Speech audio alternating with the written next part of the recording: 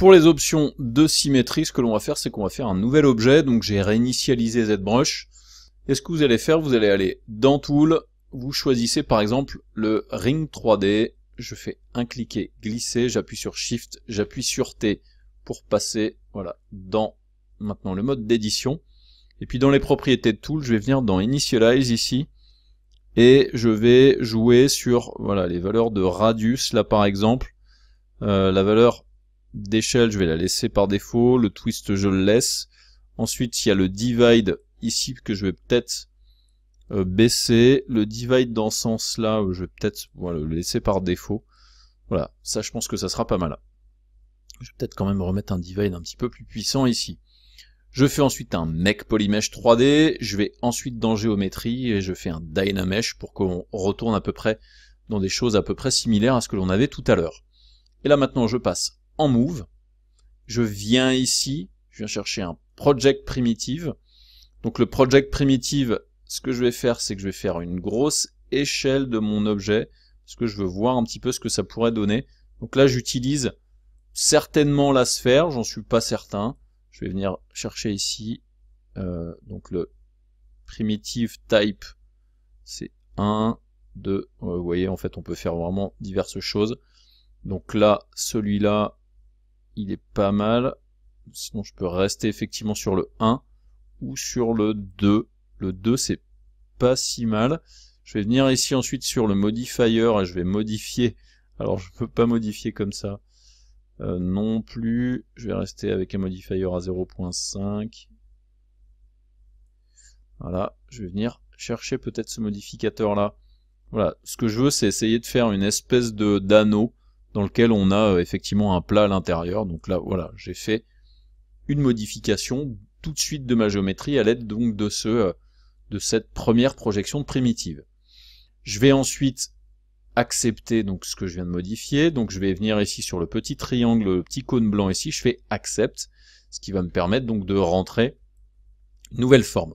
Donc je vais déplacer ici cette nouvelle forme là pour la disposer, vous voyez, en fonction de comment on la dispose, on peut faire des choses assez impressionnantes, mais ce que je voudrais c'est revenir en fait sur les paramètres par défaut, donc je vais venir ici sur le chronomètre, sur le petit engrenage, et je vais lui demander un full reset, ce qui va me permettre voilà, de repartir avec la géométrie par défaut. Et donc je vais venir ici et je fais donc cette espèce de grosse déformation sur ma surface. Vous voyez, ça fait vraiment un truc énorme. Et là tout simplement, je vais venir ici sur mon outil d'échelle et je vais, voilà, tout simplement créer cette espèce de déplacement. Donc je peux très bien ici par exemple créer comme une espèce d'anneau avec peut-être voilà, une espèce de tête ici, pour faire voilà, une espèce de bague. Il y a ici cette extrémité que je vais pouvoir prendre ici, et que je vais tout simplement voilà, baisser de cette manière-là, vous voyez, du coup, ça permet de faire quelque chose d'un petit peu moins violent là sur la transition. Alors je pourrais faire quelque chose dans ce genre-là, c'est pas mal. Ensuite, je peux venir ici, jouer encore un petit peu sur le modificateur, et je pourrais décider que ce soit rond, que ce soit carré, etc. Vous voyez, ce genre de choses-là. Là, ça donne des informations un petit peu plus précises sur ce que je vous ai montré tout à l'heure. Et ensuite, donc, je peux jouer sur une valeur d'échelle, par exemple. Donc ça, c'est pas mal. Ça me convient. Je pourrais continuer, effectivement, pour faire donc un anneau un petit peu plus complexe. Mais là, en l'occurrence, c'est pas tellement ça que je voulais faire. Je voudrais, en gros, faire une duplication de cette forme-là sur toute la surface, comme ça. Et ensuite, je voudrais vraiment que ça fasse vraiment le tour à 360 degrés. Donc en fait, je vais venir ici sur tout ce qui concerne la symétrie. Je vais lui demander de faire une symétrie dans l'axe Y, tout simplement parce que c'est l'axe ici au centre. Donc je vais venir ici, cliquer là, et je lui dis, oui, je veux une symétrie, donc je le mets à 1. Et ensuite ici, j'ai la symétrie radiale, et je vais tout simplement augmenter le nombre de symétries radiales en augmentant cette valeur-là. Et là, regardez, du coup, qu'est-ce que j'ai réussi à faire? J'ai réussi tout simplement à dupliquer ma déformation ici sur tout le tour. Donc là, on est encore en mode interactif. Du coup, ça me plaît. Ce que je voudrais, c'est valider cette modification. Donc je vais venir ici sur le petit cône blanc ici et valider. Donc je valide cette modification, du coup il l'a appliqué à tout le monde, et en fait je vais continuer de faire ma déformation, regardez, là je vais venir à nouveau, et là ce que je veux faire c'est peut-être faire quelque chose qui va vraiment couper cette partie-là. Donc je vais venir ici par exemple sur le type de primitive, je vais changer le type de primitive, je vais peut-être voilà, mettre quelque chose, donc peut-être la primitive 3, voilà.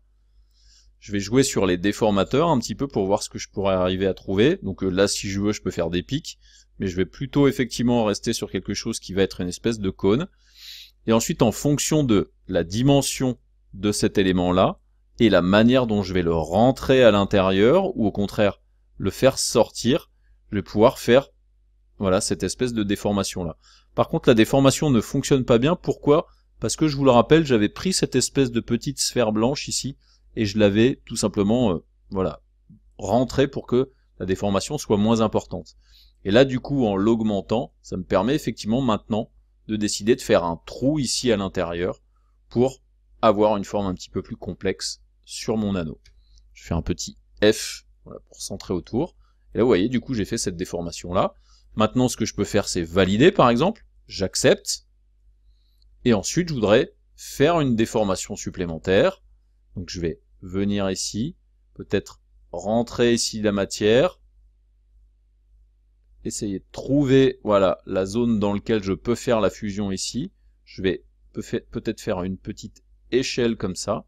Je vais venir jouer sur le type de primitive, peut-être celui-ci, venir jouer sur le déformateur là par exemple, ici, pour peut-être faire un pic, ou au contraire peut-être, alors peut-être pas ça, peut-être, voilà, comme ça. Ça me permet de faire voilà quelque chose d'assez déformé. Et ensuite, je vais pouvoir peut-être prendre tout ça et voilà, sortir, faire une échelle, essayer de trouver diverses formes. Voilà. Ça me permet vraiment de faire des choses assez complexes sur la création de mes objets. Donc voilà un magnifique collier de chien. Tout ça avec l'utilisation des projections de primitives. Donc ça, ces symétries sont assez pratiques à utiliser. Alors, je vais tout simplement accepter. Hop. On va se le garder dans un coin, donc je vais faire File, Save As, et je vais l'appeler Ring. Je vais faire un petit préférence, réinitialiser ZBrush, je fais oui, comme ça. Et là, tout de suite, ce que je vais faire, c'est que je vais faire un nouvel objet, je vais faire une sphère dans ce genre-là. Je vais voilà, appuyer sur T. Et puis là, tout simplement, ce que je veux faire, c'est par exemple faire une petite échelle sur mon objet pour faire une espèce de truc dans ce genre-là. Voilà, je vais faire une échelle dans ce sens-là pour donner voilà, une forme peut-être un petit peu de soucoupe volante. Et ensuite, je vais venir donc faire un Make Polymesh 3D. Je vais venir dans Géométrie et faire en sorte que ça devienne un Dynamesh. Je vais peut-être lui mettre une résolution en 256. Je clique sur Dynamesh pour avoir quelque chose d'un petit peu fin en termes de géométrie. Et ensuite, du coup, pour continuer un petit peu avec ces options de symétrie, je vais faire à nouveau la même chose. Je vais venir ici sur mon petit engrenage, je refais un Project Primitive. Je vais bien venir sur les options ici, je vais lui demander de faire un full reset pour qu'on reparte vraiment de la base. Et là, vous voyez, du coup, j'ai une sphère dans une sphère, donc je vais pouvoir, par exemple, déplacer ça. Et je peux commencer à me créer, je sais pas, par exemple, une espèce de petite voiture, par exemple. Donc là, je fais voilà une espèce de petite, voilà une petite boule comme ça qui va me permettre de faire peut-être voilà l'arrière de ma voiture. Ensuite, j'accepte. Ensuite, je vais tout simplement pousser cette surface là dans ce sens-là. Alors n'hésitez pas des fois, voilà, à vous déplacer dans les diverses vues. Je vais le déplacer légèrement sur le côté et je veux tout simplement faire une espèce de forme supplémentaire ici qui va me permettre, par exemple, voilà, de faire ça. Donc là, je peux vraiment donner les formes que je veux à toutes ces formes-là en déplaçant, en jouant ici sur la découpe de ces surfaces-là, comme ça, et je peux déplacer, je peux faire une échelle, bien entendu. Du coup, vous voyez, ça me permet de faire une espèce de passage de roue de véhicule, ici. Et ensuite, ce que je voudrais, c'est mettre une symétrie. Donc là, ici, j'ai la symétrie en Z. que je vais pouvoir activer. Et là, regardez, en 2 secondes, j'ai fait cette forme-là, sans aucun souci. Du coup, bah maintenant, ce que je veux faire, c'est valider tout ça. Je vais venir ici sur le petit triangle, la petite forme ici, et je vais le valider. Et qu'est-ce que je fais ensuite? Bah, je vais tout simplement aller vers l'arrière pour faire les ailes à l'arrière du véhicule. Donc avec la même technique, je peux vraiment commencer à faire des choses assez complexes en termes de création avec voilà mes objets. Là pareil, je vais valider. Là j'ai fait mes diverses formes. Ensuite je pourrais venir peut-être ici enlever la symétrie peut-être. Je vais enlever la symétrie et je vais venir ici me positionner au centre. Je peux venir ici et lui dire bah full reset. Comme ça en fait il revient de la base. Et là je pourrais peut-être faire une forme qui va en gros venir jouer. Alors c'est pas celui-là, c'est l'échelle effectivement sur lequel je voulais venir. Voilà, déplacer pour peut-être faire une forme un petit peu plus organique sur cette partie-là. Je vais venir voilà, dupliquer, déplacer un petit peu tout ça. Vous voyez, on peut vraiment faire des modifications un peu de partout hein, sur ces formes-là. On peut déformer, agrandir, déplacer. Là, j'avais fait peut-être une déformation un petit peu violente. Voilà. Je peux faire une rotation là par exemple aussi, donc faire ça et tourner la surface, voilà. Déplacer pour le rentrer à l'intérieur, redéplacer un petit peu, comme ça fait des choses un petit peu plus progressives.